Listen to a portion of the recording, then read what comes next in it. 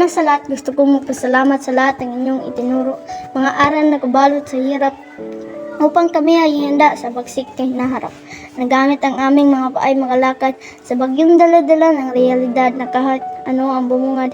Ito ay aming harapin, paspalad. Ang iting ninyong binigay na walang makakapatay. Minsan man kami pasaway, sa init ng inyong ulo kami sumasabay.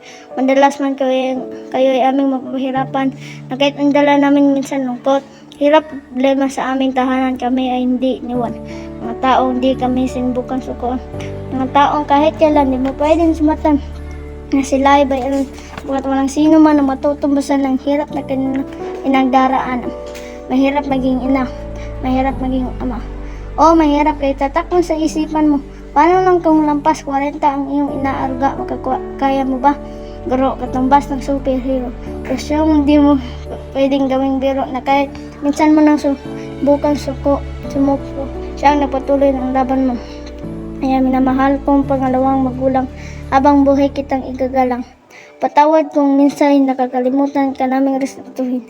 Ito ay aming babaguhin. Payo mo ay laging dalahin. Ito ay nakatatak na sa puso't isipan namin. Patuloy itong pagyayamanin. Pangako habang buhay kang pasasalamatan. Isa kang tunay na huwaran. Huwag mong kalimutan na bayani ka ng kabataan. Pasalamatan ka sa lahat ng paraan. Sapagkat sa lahat ng pangalawa kayo ang di namin kayang mawala.